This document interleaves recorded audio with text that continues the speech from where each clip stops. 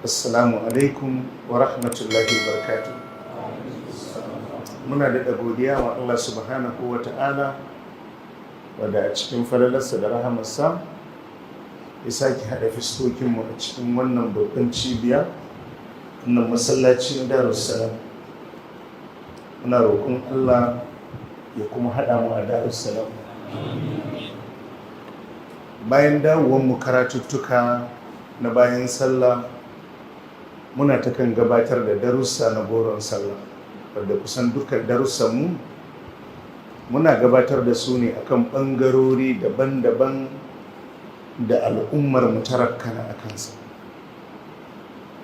Mun yi darasi game da abin da ya shafi rakkana a ɓangaren addini. Mun yi darasi abin da ya shafi rakkana a ɓangaren ita rayuwa kanta. Akwai darasi da za mu gabatar rabkana game da dama da Allah ya ba ma waɗanda suke da dukiya, rabkana da illolin rabkana ga waɗanda Allah ya ba su mulki, rabkana game da abin da ya shafi addini, rabkana game da abin da ya shafi neman ilimi na addini. Abu na farko shine wato Allah subhanahu wa ta'ala ya halicce mu bisa waɗansu manufofi. Kai da ka gankan nan akwai dalilin da ya sa Allah ya halicce ka. ‘Ya'yanka akwai dalilin da ya sa Allah ya baka su. Iyaye akwai dalilin da ya sa Allah ya samar maka su a matsayin iyaye. Yana daga cikin mafi munin cuta, Ibn al-Qayyim ya ce da ɗan adam zai fada cikinsa shine cuta ta rabkana. Cuta ta rabkana, Ibn al-Qayyim ya ce wata runduna ce mai tasiri daga cikin rundunonin Iblis wadda yake fatattaka wa mutum duniyarsa da lahirarsa. Idan mutum ya rabkana, yakan shiga wani mummunan yanayi na rayuwa. Da yawa malam ya ce wani tseren da za a sa shi a kabari yake ankara, a wannan lokacin kuma lokaci ya ƙure. Wani yakan ankara lokacin da za a yi hisabi. Allah ya ce wa ja'a rabbuka wal malaku saffan saffa, ubangijinka zai zo filin alkiyama don tsaye da hisabi a tsakanin bayi ga mala'iku sahu-sahu. Waji a yau mai izin bi jahannam, a ranar za a zo da jahannama filin alkiyama. Allah ya ce yau mai izin ya tazakkar insan, a wannan lokaci za ka ga wani daga cikin mutane ya yi shuru yana nazari. Allah ya ce wa ina lahu zikira, me amfanin wannan tunani? Ya ƙulu yana cewa ya laita ni ƙaddamtu li hayati, kai tuna ina da ababen alkhairi na gabatar a rayuwana. Duk lokacin da ka ji mutum yana da kaza da kaza da kaza a filin alkiyama, to abin da ya kamata ya yi ne ya rabkana ya je yana yin wani abu da ba shi ne abin da ya kamata a ce ya yi a rayuwa. Allah a cikin alkur'ani ya ce iqtaraba lin-nasi hisabuhum wa hum fi ghaflatin muridun. Allah ya ce hisabin mutane ya gabato su, hisabin mutane ya zo dab da su, an kusa a tsaye da mutane a musu hisabi wa hum fi ghaflatin muridun. Allah ya ce amma ga mutane a cikin wata irin gafala suna masu bijirewa. Ma ya atihim min zikirin min rabbihim muhdathin, ba wani sabon wahayi da zai zo musu daga ubangijinsu. Jiya an saukar da ayoyin alkur'ani sun ji, yau an saukar da ayoyin alkur'ani sun ji, kai ma shekaran jiya an karanta ma ayoyin alkur'ani kaji, bariya an yi tafsiri kaji, bara an yi, bana kai an yi kaji. Allah ya ce amma illasta ma'uhu wa hum yal'abun, suna sauraron abinda ake saukarwan. Allah ce kuma suna wasanninsu, suna cikin shagalarsu. Ma ya atihim min dhikirin min rabbihim muhdathin, Allah ce babu wani sabon wahayi da zai zo musu daga ubangijinsu illasta ma'uhu face sun ji shi wa hum yal'abun. Allah ce suna cikin wasanninsu. Lahiyatan qulubuhum, Allah ce zukatansu suna rafkane. Alƙiyama ta zo dab da dab, yalla oi al'amarinka ya zo ƙarshe. Allah ya ce amma kana rafkane, kana wani abun da ba shi bane abin da ya kamata ka sa. Ibn al-Qayyim ya ce yana daga cikin mafi illa da rafkana ke ma ɗan adam daga lokacin da mutum ya rafkana wannan cutan, ya ce sai ta lalata dukkan sense organs nashi. Duk wani abu da in ya gani zai ankara, to ko ya gani bai zai ankara. Duk wani abu da in ya ji zai ankara, ko ya ji bai zai ankara ba. Takan kashe zuciyarsa. Duk abin da yake izina a rayuwa, to shi ba zai ɗauki izina daga wannan abun ba. Malam ya ce yana daga cikin mafi munin abin da rafkana take ma bawa, shine duk wani abu da zai ankarar da shi ba zai ankara ba. Mutum ne an ce karka sha suga, karka ci gishiri, karka ci kaza, amma bai ankara me yake faruwa ba. In laifi ne, laifin da yake yana ci gaba da yin laifi, abubuwan da yake yana ci gaba da yi. An taba shi ta ko ta ina inda zai ankara, amma bai ankara ba. In aka ce ka daina cin gishirin, yaushe za a dawo a ce to ka ci gaba da ci? Yaushe za a dawo a ce ka ci gaba da ci? In an ce karka ci abu kaza, yaushe za a dawo a ce to ka ci gaba da ci? Annabi sallallahu alaihi wa alihi wasallam ya faɗa a cikin hadisi ingantacce, a amaru ummati ma baina 60 ila 70. Annabi ya ce shekaru da Allah ya ɗiba ma al'ummata adadin abin da aka ba su na shekaru, annabi ya ce daga 60 ne zuwa 70. Wa aqalluhum man yajuzu zalik, annabi ya ce mafi karancinsu su ne da su tsallaka shekara 70. Kayi 50, kayi 55, ka je 60, duk baka ankara ba. Allah a cikin alkur'ani ya ce walaqad zara'ana li jahannama kathiran min aljinni wal ins. Allah ya ce mun halicci da yawa daga cikin aljanu da mutane domin jahannama. Kamar wani ne ya ce Allah to ya akai haka, sai ya ce lahum qulubun la yafqahuna biha. Allah ya ce suna da zukata, suna da kwakwale na hankalta da ankara, Allah ce amma ba su hankalta da su. Walakum a'yunun la yubsiruna biha. Allah ce suna da idan duna, abubuwan da in an gani za a ɗauki izina, Allah ce su ba su ɗaukan izina da shi. Kaga Fir'auna, ran da Allah ya kashe Fir'auna, sai Allah ya ce falyawma nunajjika bi badanika litakuna liman khalfaka aya. Allah ya ce mu Fir'auna, ba za mu bari ruwa ya tafi da kai ba, ba za mu bari dabbobin da ke cikin ruwa su cinye ka lalace ba. Nunajjika bi badanika, Allah ce za mu tsamar da kai da gangan jikinka, mu ajiye ka a bakin gaba, litakuna liman khalfaka aya, don ka zama darasi ma duk mai mulkin da zai zo a bayanka. Dalilin ajiye gawan Fir'auna, Allah ce don mai mulki ya ɗauki izina. Shi mulkin Fir'auna mulki ne da Allah kan kira shi zul'autad, wa fir'aunu zul'autad. Al'autad jam'i ne na alwatad. Alwatad shine turki. Fir'auna a rana ɗaya yakan sa hannu a kashe yara miliyan 1. Wallahi ko peaceful demonstration ba wanda ya sai. Abin da ya ga dama shine zai yi. Irin abin da Fir'auna ya sai ya zama zakaran gwajin dafi a rashin arziki. Allah ce to za mu barka da gangan jikinka domin ka zama darasi. Mutum nawa ne za su tafi Misiran, wani har gungawan Fir'aunan zai je, sai dai ya yi ɗauki hoto ya dawo, saboda bai san meye ma'anar hakan ba. Lahum a'yunun la yubsiruna biha. Allah ya ce suna da idan duna, amma ba su gani da idan dunan gani irin na ɗaukan izina. Walahum adhanun la yasma'una biha. Allah ce suna da kunnuwa, amma ba su ji da kunnuwa.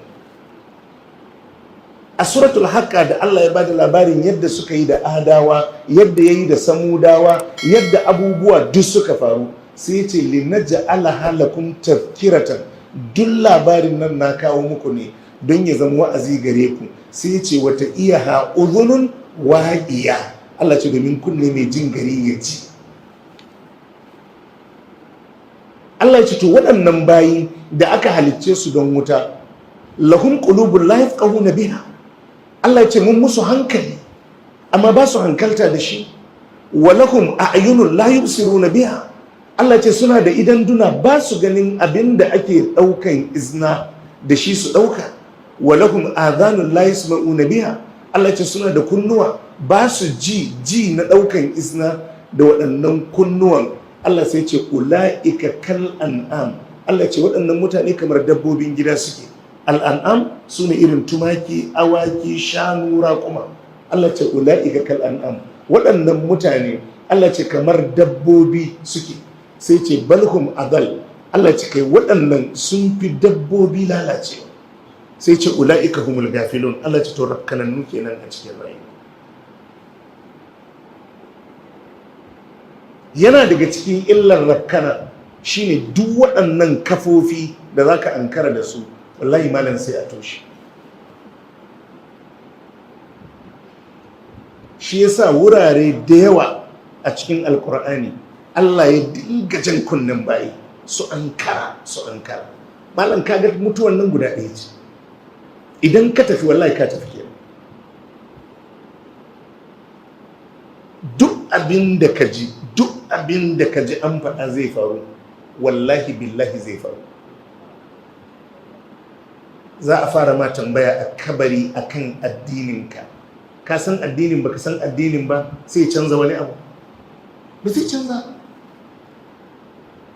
Ka san komai a duniya, addini ne baka sani. Ka san komai a duniya, to ana sa ka a kabari kafin wadda suka bisne ka su dawo gida. Annabi ya ce za a zaune da kai a fara ma tambaya. Daga cikin tambaya na farko akan addini, ka ankara. Ba abin da za a fasa. In an tambaye kan kuma baka ba da amsa ba, abin da ake yi ma waɗanda ba su ba da amsa ba, wallahi shi za a maka.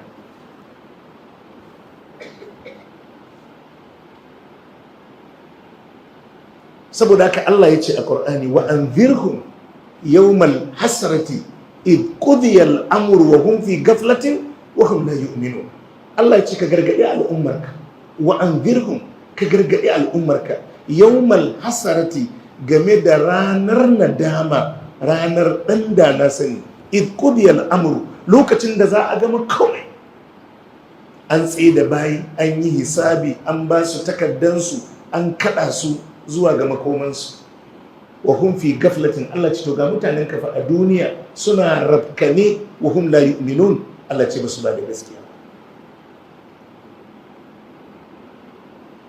Wa andirhum yawmal hasra, Allah ce ka gargade su game da ranar hasara.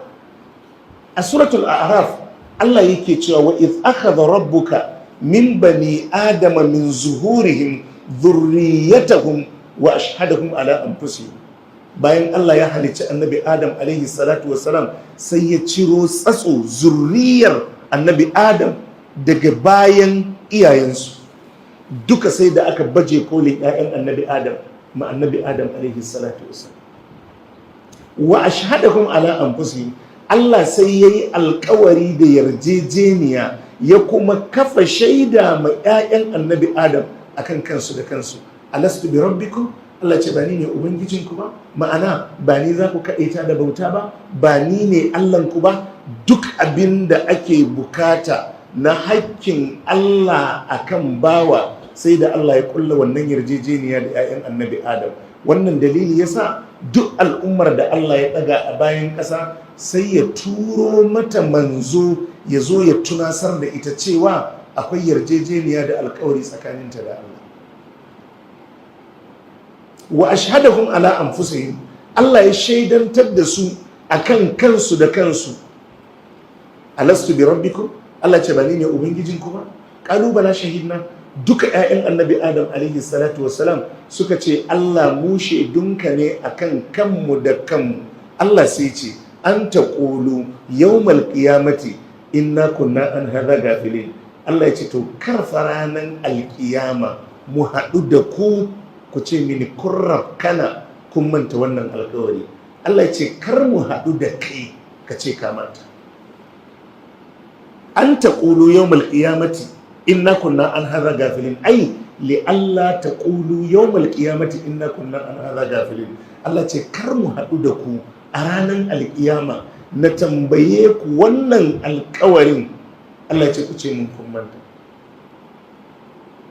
Shi yasa ko sallah zaka fitar da ɗanka masallaci, kar ka dinga nuna mishi wa kai zai yi wa sallah, ka gaya mishi ya yi wa Allah alkawarin zai yi sallah a cikin jam'i, ya cika wannan alkawari.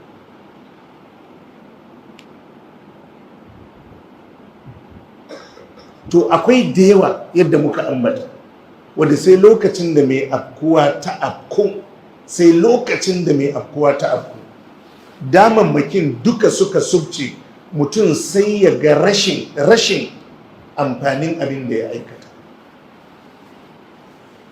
A suratul Qaf Allah ya ce waja'at kullu nafsin ma'aha sa'ikun wa shahid laqad kunta fi ghaflatin min hadha fakashafna anka ghita'aka fabasaruka al-yawma hadid. Allah ya ce kowace rai za ta iso filin alkiyama tare da mala'iku biyu. Ɗaya mala'ikan ya taso ƙeyarta zuwa inda za a mata hisabi, ɗaya mala'ikan kuma na riƙe da takaddun ayyukan bawa. Kullu nafsin, kowace rai ma'ahar sa'ikun wa shahid, akwai mala'ikan da zai kaɗo ƙeyarta, akwai wadda zai ba da shaida a kanta.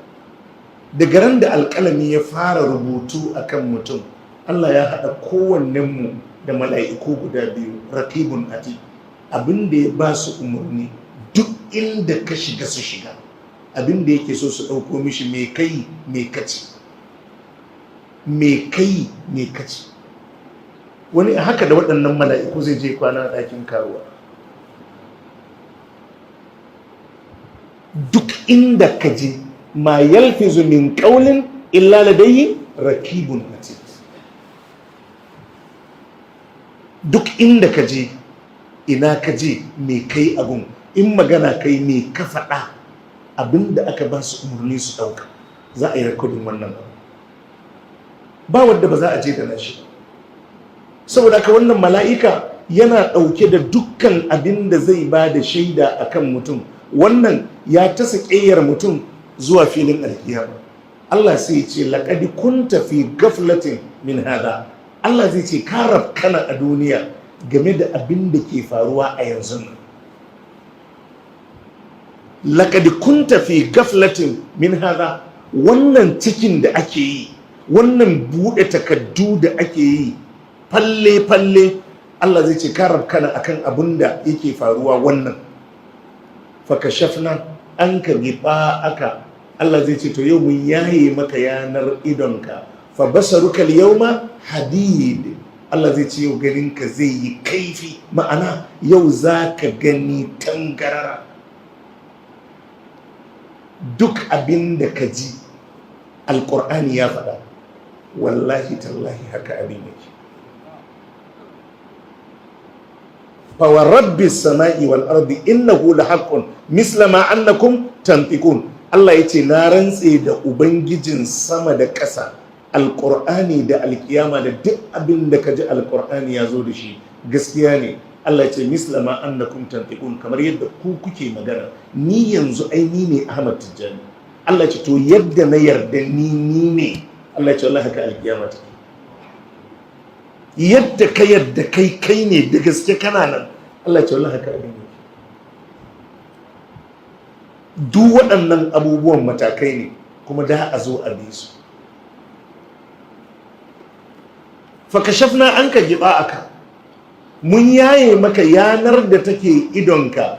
Fa basaruka al-yawma hadid. Allah zai ce yau ganinka yana da kaifi, ma'ana yau za ka yi gane-gane.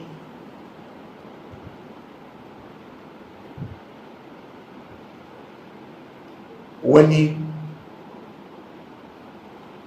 daga cikin mutanen Madina ya zo ya samu annabi sallallahu alaihi wa alihi wa sallam. Hadisin Abdullahi dan Umar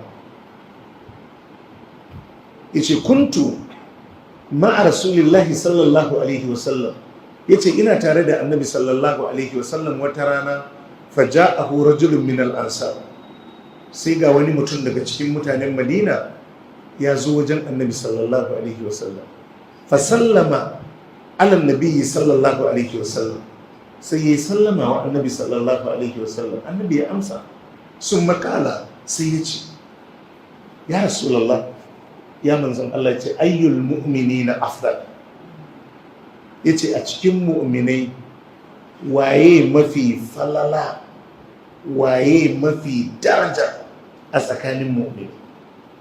Misali a ce dukkanmu da muke zaunan nan a masallacin nan mu'minai ne, Allah ya sa haka ne. Tambayar da ya ma annabi, to a tsakaninmu kuma waye fi falala?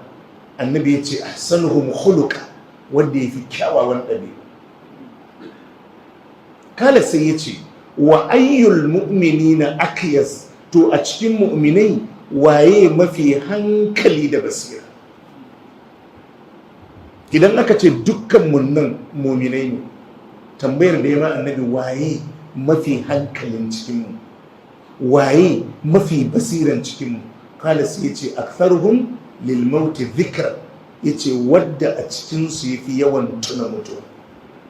Wa ahsanuhum lima ba'dahu isti'dadan, kuma wadda yafi tanadi ma abinda zai biyo bayan mutuwa.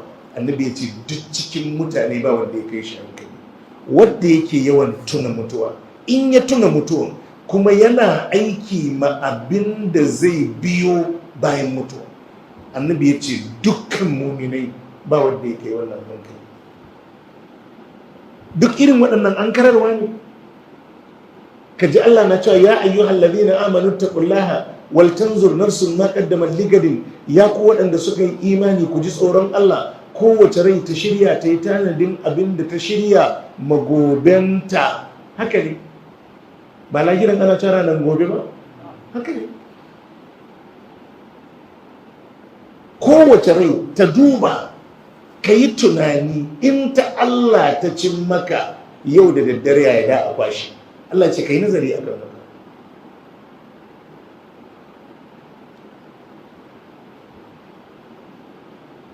Kowace rai ta yi nazari, Allah ce a kan abin da ta shirya magobenta. To duk wanda ya rabkana ba ta wannan bane a gabansa. Za a yi magana akan mutuwa da zai je a jikinsa, za a yi magana akan hisabi ba ruwansa, za a yi magana akan kisasi ba ruwansa, za a yi magana akan siradi ba ruwansa, za a yi magana akan wuta ko aljanna ba ruwansa. Abin da ke gaba gare shi nan shine, to sai ran da za a ɗauransa sai ya gano ashe wannan abin da ya yi ta ɓata lokacinsa a rayuwar duniyan ba shine abin da ya kamata ya yi ba.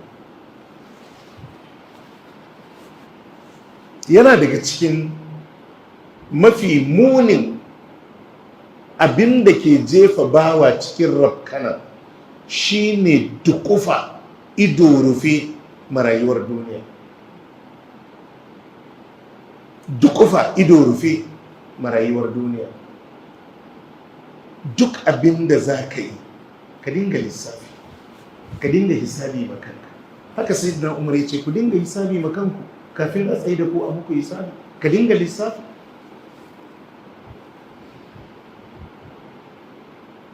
Allah ya ce innal ladhina la yarjuna liqa'ana waradu bil hayati dunya wa tama'annu biha wal ladhina hum an ayatina sai ce gafilun. Allah ce waɗanda ba su fatar haɗuwa da mu, ba su tsoron haɗuwa da mu. Waradu bil hayati dunya, Allah ce sun gamsu da rayuwar duniya, sun saya ta sayar musu. Waradu bil hayati dunya, Allah ce sun gamsu ta musu. A suratul tauba yace araditum bil hayati dunya min al akhirah. Allah ce yanzu yadda duniyar nan take muku, Allah ce yanzu har kun saya a haka akan lahira. Allah ce yanzu har kun yarda da ita akan lahira. araditun bil hayatid dunya min al-akhirah. Allah ya ce to waɗanda suka rafkana sun gamsu da rayuwar duniya wa tama'annu biha sun natsu a rayuwar duniya, sai ce wallazina hum an ayatina gafilun. Allah ya ce su ne waɗanda suka rafkana game da ayoyi.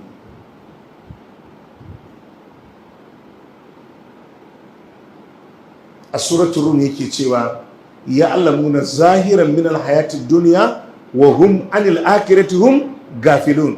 Allah ya ce sun san rayuwar duniya ciki da bai, shi ne ya alamu na zahiran min alhayatun duniya. Sun san rayuwar duniya ciki da bai, wa hum anil akhirati hum gafilun. Allah ya ce amma game da lahirar su rabkana nuna. Mutum zai ji duk kwasa-kwasan da ake yi a duniya akan maslaharsa yayi, amma bayi da kwas ko na wata uku akan alkur'ani, bayi da shi. Duk abin da za a karanta zai karanta, duk abin da aka karanta zai gane, amma in zai ɗau ƙur'ani ya karanta ba zai karanta daidai ba. Kuma ƙur'anin ya fara gani a gidansu kafin ya ga wannan. Yadda muke maganan nan har a gaban Allah zai ce a karanta mishi alƙur'ani. Yuqalu li sahibil qur'an iqra warka warattil kama kunta turattil fi dunya. Allah zai ce karanta mun alqur'ani da jito, in baka iya baka isa ka karanta ne. Zai ce yadda kake karantawa a duniya Allah zai ce karanta mu, Allah zai ce karanta mu. To kaga shi bai iya karanta qur'ani ba, kuma bai dauka wani kayan gabar bane don bai iya ba. A kuma kan tsarin rayuwar sannan yake dora ƴaƴansa akai. Rafkana ce, rigima ranar haduwa da Allah a nan rigima take. Wurare biyu a wani gu Allah ya ce fa'iza ja'ati tammatul kubra. Allah ya ce ran da uwar masifu za ta zo, duk masifar da ɗan adam ya taɓa gani a rayuwarsa wasa ne a kan ranar alkiyama, in ji Allah. A wani gu ya ce inna zalzalata sa'ati shay'un azim. Allah ya ce girgiza da firgitan tashin alkiyama, Allah ya ce babban abu ne. Abinda Allah ya ce babba ne, kai kasan babba ne. To shi duk waɗannan abubuwa ba za su hana yau yayi sata ba, ba za su hana yau yayi magana da matar aure da sunan soyayya ba, ba za su hana duk abin da yake yi a rayuwarsa yayi ba. Cewa gobe zai mutu, wannan duba baya cikin lissafinsa. Cewa in ya mutu za a mai hisabi akan wannan duba ya cikin lissafinsa. Shi yasa duk inda ka ga nadama a filin alkiyama, to wannan rafkanan ita ta cimma bawa. Wannan rafkanan ita ta cimma bawa. Wato ita dukiya Allah na ba da ita ne ma waɗansu ɗaiɗaikun bayi daga cikin bayinsa. Ita kuma dukiya dama ce da Allah ke ba ma waɗannan wadda ya ba su wannan dama. Dama ce. Wannan kuma haka sunnar Allah take. Duk abin da Allah ya tsara to yakan fifici waɗansu sashi da waɗansu da wata falala. Yanzu manzannin Allah manzanni ne, amma wani manzon ba sa'an wani manzo ba. Allah ya ce tilkar rusulu faddalna ba'dahum ala ba'd. Allah ya ce kun ga manzanni na dinnan na fifita sashin su akan sashi. Wannan manzo ne, wannan ma manzo ne, wannan ma manzo ne, amma wannan manzon darajarsa ta fi na wannan manzo. Akwai waɗannan guda biyar ulul azmi minar rusul. Annabi Muhammad sallallahu alaihi wasallam, Annabi Ibrahim, Annabi Nuhu, Annabi Musa, Annabi Isa, ana ce musu ulul azmi minar rusul. Haka annabawa, wa laqad faddalna ba'dan nabiyina ala ba'din wa atina Dawuda zabura. Su ma annabawa sashin su Allah ce mun fifita akan sashi. Idan ruwa ne da za a sha, in dai ruwa ne, Allah ya fifita Zamzam akan duk abinda za a kai a sha da sunan ruwa. A garuruwa Allah ya kira Makka ita ce ummul qura, uwar alƙari. Duk wani gari da yake bayan ƙasa Allah ya ce Makka ita ce uwarsa. To haka Allah yake fifita sashi idan ilimi ne wa fauka kulli dhi ilmin alim, wannan malami ne, wannan ma malami ne, wannan ma malami ne, amma wannan malami in an kai shi gaban wancan malamin ba zai iya karatun ba. Haka Allah ya tsara. To Allah sai ya fifita sashi akan sashi da dukiya a tsakanin bayi saboda dama da Allah ke ba mu bayi. Wannan dama da ake ba wa masu wadata, to da yawa sai suka rafkana, sai suka je suna yin wani abu da kuɗinsu. Shi kuma Allah dalilin da ya sa ya ba su kuɗin su amfana daban. Shi yasa za ka ji a ƙur'ani akwai wadda sai ran da zai bar duniya, wa anfiqu mimma razaqnakum min qabli an ya'tiya ahadakumul maut, sai ran da mutuwa ta zo fa yaqulu rabbi, zai ce ya Allah laula akhartani ila ajalin qaribin, Allah ka dan kara mu lokaci duk kankantansa fa asaddaqa, in yi sadaka wa akun minas salihin, zan daga cikin salihai. To shi da abinda ya dauki kudin ake yi daban, sai yanzu ne ya gano abinda aka bashi kudin da shi.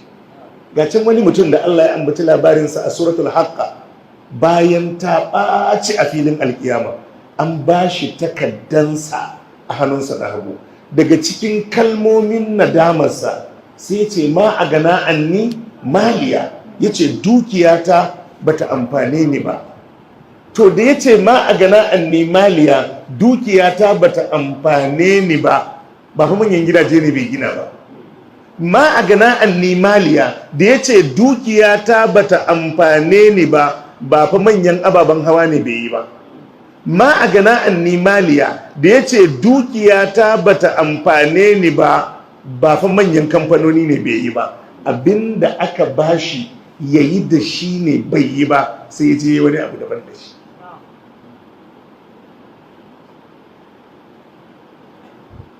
A kowane sashi na rayuwa yana da kyau musulmi ya farka, ya dinga tashi da kansa, yana nazari game da rayuwa, yana kuma nazari game da yadda al'amarin Allah zai ce mishi. Ita wannan rayuwa, annabi sallallahu alaihi wa alihi wa sallam yana cewa innamal a'malu bil khawatim. Ita rayuwa ba farkon ba ƙarshe, ita rayuwa ba farkon ba ƙarshen ta. Saboda ka dinga samun lokaci, an taqumu lillahi masna wa furada thumma tatafakkaru, ka zauna ka yi nazari, me kai, me kake bukatan tuba, me kake bukatan gyara, me kake sanda a kansa. Wani laifi ne tun shekaru kake fama da shi, ka tuba ka dena, ka tuba ka dena, ka tuba ka dena. A'a, ka yi ka koma, ka yi ka koma, ka ce a taya ka addu'a, ka ce har al'amarin Allah ya cin maka. So da mutum ya zauna da kansa, ba kai ba waɗannan yara da Allah ya baka, kowane ɗayansu in an gama maka hisabi, to ba za ka bar gumba kuma sai an kira yaran nan ɗaya bayan ɗaya, su ma an maka hisabinsu. Wa rajulu ra'in fi ahli baitihi wa huwa mas'ulun an ra'iyatihi. Annabi ya ce kowane magidanci mai kiwo ne akan iyalansa, kuma za a mai tambaya akan waɗannan iyalai. Wallahi malam, yadda za ka saba ma Allah a maka azaba, haka ɗanka ko ‘yarka za ta saba ma Allah a kama ka a maka azaba. In kana so ka gane misalin kawai, kamar mutum ne da aka ba shi kiwon shanu da sauran dabbobi, dabbobin sai suka je suka yi barna, dabbobin da aka ma a jatsari, a dole a neme shi. Kuma da aka ce kowane magidanci mai kiwo ne akan iyalansa, wa huwa mas'ulun an ra'iyatihi, kuma za a tsai da shi a mishi tambaya akan iyalan. Allah zai kira ka ne, ce ma me sunayen su, in ka faɗa ya ce wuce ka tafi. Kana kasa ai ba tambayin ba kenan. Abinda Allah ya bamu a Qur'ani, ya ayyuhal ladina amanu qu anfusakum wa ahlikum nara. Duk magidanci aiki biyu Allah ya bashi, ya tsare kansa daga wuta, ya tsare iyalansa daga wuta. Yadda za ka tsare kanka daga azabar Allah, haka aka wajabta ma ka tsare waɗannan yara daga azabar Allah. Ka dinga zama kana tunani, saboda haka yana daga cikin babi na tarbiyya na magana da yara da yaren da su gane. Ko sallah ne kaga yaro na jan kafa akai, ku zauna, ce mishi wane kasan sallah da kake kin yin nan zaka iya hada ni zaka iya sani a rigima ranar alkiyama. Me a rayuwa ni ban maka, me kake bukata, me yasa ni kuma kake so ka sani a fitina bayan kwanciyar kabari? Amma kin san cewa wannan abun da kike yi Allah zai tsaye da ni babanki akai. Ina rayuwa don tsare miki mutuncinki, tsare miki duk abin da ya kamata na tsare miki. Me yasa ni kike so ki sani a fitina bayan na mutu? Wannan sai ya tasiri a zuciya.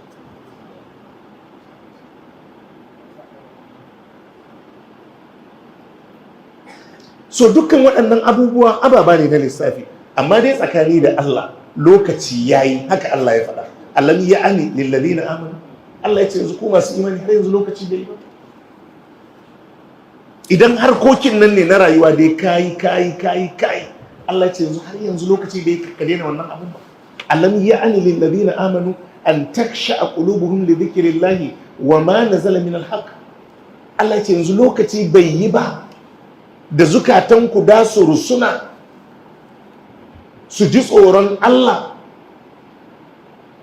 su rusuna ma'ambaton Allah da abin da Allah ya saukar na gaskiya. Allah ce lokaci bai yi ba har yanzu.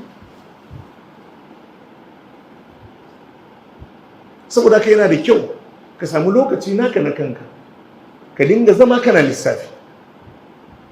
Ita wannan rayuwa za ta zo ta wuce, za ta zo ta wuce, za ta zo ta wuce, za ta zo ta wuce, za ta zo ta wuce, za ta zo ta wuce. So amma duk abinda rayuwa ta zo da shi kai ka dinga lissafi makanka. Waɗannan 'ya'ya da ka gansu a gaba gare ka, akwai ran da za a tambayi ɗanka a ce yau babanka shekaransa nawa da rasuwa, Allah sai ya ji ya nutsu kafin ya tuna, shi ma ya fara mantawa. Ka gabatar kuma da ayyukan alkhairi, domin a rayuwar nan wadda zai iya tuna kai maka addu'a 'ya'yanka ne kawai in ka samu nadari. Ba safai jikokinka za su tuna ka su ma addu'a ba. In sun maka ma ba safai jikokin 'ya'yanka ba. Ka samar da abin da zai amfane ka nan da shekaru masu yawa a bayan rayuwarka. So nan duk dabara ne maka. Talakawa daga cikin sahabban annabi sallallahu alaihi wa alihi wasallam suka je suka samu annabi sallallahu alaihi wasallam suka ce mishi dhahaba ahlud duthuri bil ujur. Masu dukiya sun tafi da kaso na ladaddaki da Allah ya ajiye duka sun kwashi, saboda dama da su Allah ya basu. Ƙarshe suka yi yunƙuri su kamo mawadatan nan, abun bai yiwu ba. Ƙarshe annabi ya ce musu zalika fadlullahi yu'tihi man yasha. Saboda ka duk hanyar da ka samu wata dama ka yi ƙoƙari ka yi abun da zai amfani ka. Ita wannan rayuwar shekarunta sanannu ne, rayuwar da za mu yi bayan mutuwa bayi da ƙarshe, shi har abada ne, har abada ne. Idan mutum ya mutu ya tashi har abada ne, ba shekara miliyan 1 ba ne, ba shekara miliyan 100 ba ne, har abada ne, har abada ne. To wannan rayuwar ita ya kamata ka mai da hankali ka lura ka shirya maka. So duk abin da kaga mutum na yi mai kyau wa kansa yake yi, wanda kaga yana yin maras kyau wa kansa yake yi. Allah ya tabbatar da mu akan imani da ayyukan da kai. Subhanaka Allahumma wa bihamdika ashhadu an la ilaha illa anta astaghfiruka wa atubu ilayk. Muna roƙon Allah ta'ala inda muka samu shaji da imani, Allah ya raba mu da rundown. Amin. Allah ya saka wa malam da alkhairi. Wayannan kalmomi masu tsada, Allah ubangiji ya ba mu ikon aiki da su. Muna roƙon Allah madaukakin sarki kar ya sa mu cikin rakana. Allahumma la taj'alna min al-ghafilin. Allahumma la taj'alna min al-ghafilin. اللهم لا تجعلنا